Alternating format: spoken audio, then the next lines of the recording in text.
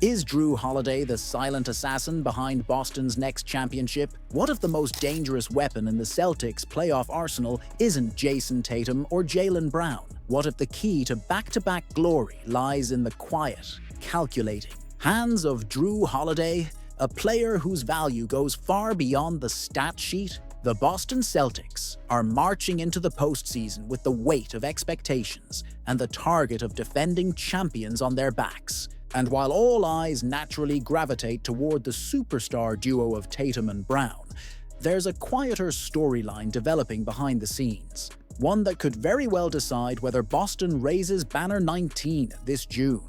Analyst Adam Taylor recently pulled the curtain back on what makes Jrue Holiday more than just a veteran role player. He called attention to something casual fans rarely consider: scalability. Jrue is such a good player in terms of his scalability. Taylor said, "It's your ability to play a certain role and then expand on that role when the team needs you to, and then retract back to your normal role." In other words, Jrue isn't just consistent, he's malleable, and in the unforgiving chaos of the NBA playoffs, that trait is pure gold. Think about it. When stars fade under pressure, when legs get heavy in Game 6, when the bench can't deliver, who fills in the gaps? Who becomes the defensive stopper and the offensive initiator? Who steps into the storm without blinking? Jrue Holiday. Forget the regular season numbers. Yes, they look modest: 11.1 points, 4.3 rebounds, 3.9 assists.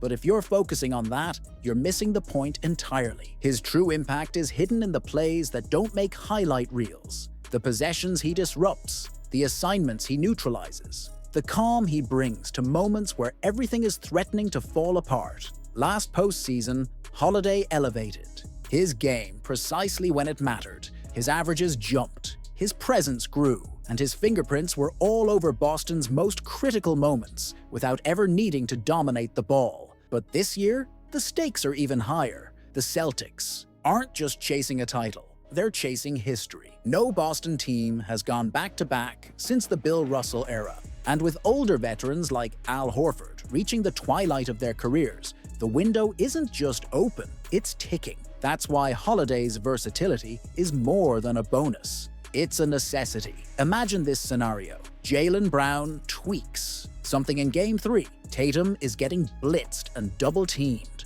Suddenly, someone needs to handle the rock, initiate offense, and defend the opposing team's best perimeter threat. That's not a job for a sixth man or a role player. That's exactly where Jrue thrives. And here's the part that nobody's talking about. Holiday's unselfishness might be his most dangerous trait. Why? Because it allows Boston's stars to flourish without interference. But when called upon, he can shift into high gear and take control. That psychological elasticity, it's rare, it's powerful, it's terrifying for opponents. Could the Celtics really trade Kristaps Porzingis? This summer, the clock is ticking loudly. What if the biggest threat to Boston's playoff hopes isn't an opponent, but one of their own starters, as the Celtics prepare for another high-stakes postseason run? A dark cloud lingers over the TD Garden. It's not about chemistry, it's not about effort, it's about cold, hard numbers, and a 7'3" gamble that might be running out of time. Kristaps Porzingis, once hailed as the unicorn, destined to redefine the modern big man, now finds himself at a brutal crossroads. For all his talent, versatility, and rim protection, the postseason could determine whether he stays in Boston or becomes another luxury casualty in a league that punishes fragility and overpays for potential. Is he on thin ice? No, he's on cracking ice. And the playoffs are turning up the heat. Let's cut through the nostalgia and highlight reels. Yes, Porzingis can shoot threes like a wing, swat shots like a center, and move like a forward. But none of that matters if he can't stay on the floor. Since joining Boston, he's missed 65 games. That's nearly an entire regular season spent in street clothes. And when you're earning $30 million a year, that's a luxury the Celtics can't afford anymore, especially not now. Boston's roster is a ticking financial time bomb.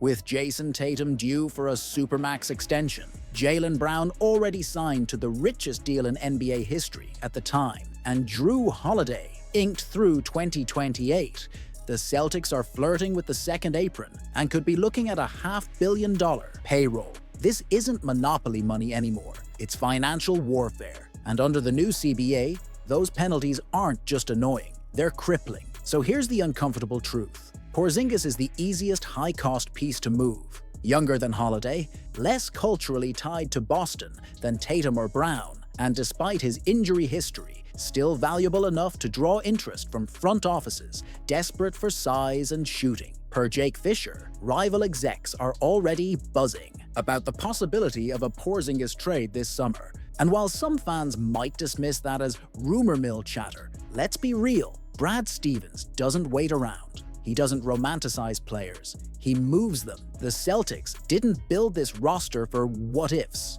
they built it to win now. And if Porzingis fails to deliver in this postseason, there's no sentimentality coming to save him. But what does failure even look like here? Let's be honest, he doesn't have to average 30 points. He doesn't have to lead the team in blocks. He doesn't even have to be the second option. What he does need to do is show up when it matters. Physically, mentally, and strategically. If he misses games due to injury again, or looks like a defensive liability in switch-heavy coverages against smaller playoff lineups, the front office won't blink. The whispers will become headlines. And here's the twist no one's talking about. Porzingis might already be underperforming without us noticing. Defensively, he's been solid when he's on the court. But against elite guards in the playoffs, Boston may need to switch more aggressively. Can Porzingis keep up? Offensively, he stretches the floor, sure. But what happens when opposing teams neutralize his pick-and-pop game and target him in drop?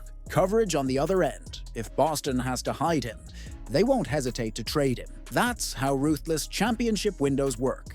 Could Jaylen Brown's knee derail Boston's title hopes? The silence around his injury might be the real danger. What if the Celtics' biggest postseason threat isn't the Milwaukee Bucks, the New York Knicks, or even the Denver Nuggets? What if it's Jaylen Brown's right knee? And what if Boston knows it's worse than they're letting on? As the playoffs approach, the Celtics are projected favorites. They're deep, they're dominant, they're defending champions. But underneath all the confidence and power rankings lies a truth the franchise isn't saying out loud. Jaylen Brown is not okay, and he hasn't been all season. While the front office, coaching staff, and even some fans continue to downplay the situation, there are red flags everywhere. Quiet rest days, mysterious maintenance stretches, a procedure mid-season that got buried under the avalanche of trade rumors and standings talk.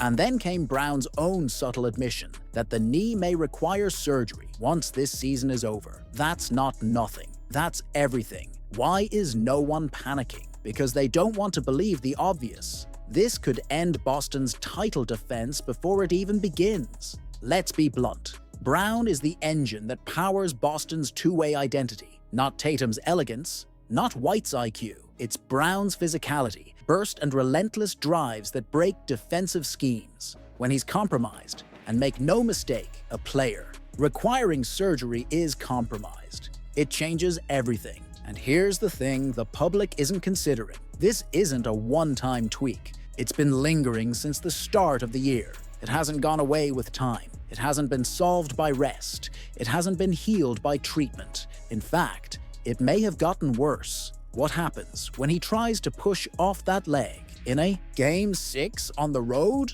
What happens when he has to chase Tyrese Maxey for 38 minutes or absorb contact from Julius Randle inside? This isn't just about whether Brown can play, it's whether he can be himself. And there's a huge difference. Sure, the Celtics can survive a first-round series without him. That's not the issue. The concern is what comes after. If Boston faces New York, Cleveland, or Miami in the second round, they need Brown operating at 100% aggression, not 85, not 70, and certainly not missing games entirely. And here's the darker side of this whole equation. What if the Celtics are being quiet about the injury on purpose? Imagine the ripple effect if Boston publicly admitted that Brown may not be physically right for the entire postseason. It would change the narrative overnight. Opposing teams would pounce on the weakness. Media coverage would shift from favorite to vulnerable. Trade speculation would resurface. It would turn a championship campaign into a damage control mission. And let's not pretend this injury doesn't carry long-term implications either. Jaylen Brown is locked into a $304 million contract. That's not something you want attached to a player with chronic knee issues. If this knee injury becomes a recurring storyline, the Celtics aren't just risking this postseason. They're risking the core of their next half-decade.